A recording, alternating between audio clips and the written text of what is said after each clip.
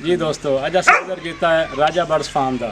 Farm तो माशाल्लाह काफ़ी बड़ा है, लेकिन असी कोशिश की थी कि कुछ ज़्यादा परिंदे की वीडियो बनाइए, लेकिन फिर भी काफ़ी सारे परिंदे जो वो मिस हो गए, रह गए।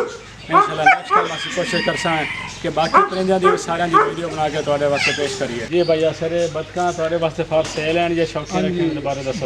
बतखें फॉर सेल हैं जी। पाइड बतख है, जोड़ा है जी, ब्रीडर मेल है और फीमेल ने जोड़ा है और सेल वाला है।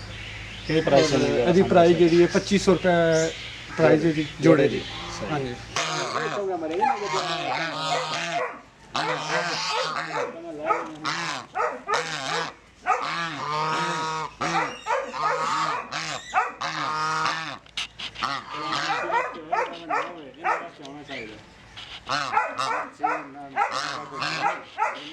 अगर ये रही जेड़ा पूंगा निका निकलना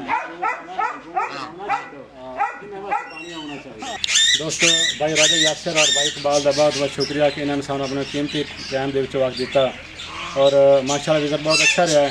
इंशाल्लाह जिस तरह इन्होंने को नवे परिंदे आएंगे ये सानू दसते रहेंगे, अस तुहाडे वास्ते इन्हों की जी बाकी परिंदे हैं उन्होंने वीडियो बना के तुहाडे वास्ते पेश करते रहेंगे। हाँ तो नंबर है ना दो दस भैया ने कोई चीज़ खरीदनी हो। जिस भाई ने भी कोई चीज़ कोई परिंदा खरीदना हो, कोई जानवर खरीदना हो, वो भाई इकबाल और भाई राजा यासर का नंबर असी डिस्क्रिप्शन में दे दिस हैं, उससे रब्ता कर सकते हो, व्हाट्सएप भी कर सकते हो और कॉल से भी रब्ता कर सकते हो। इंशाल्लाह साडे चैनल भरोसा टीवी की तरफों तुहानू खसूसन डिस्काउंट होएगा।